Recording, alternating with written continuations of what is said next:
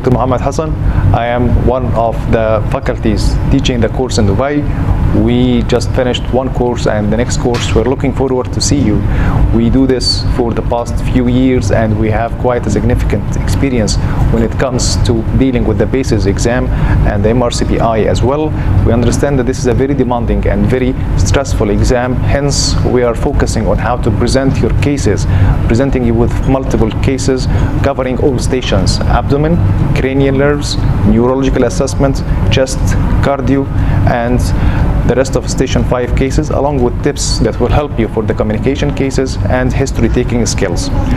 We would love to see you here in the course.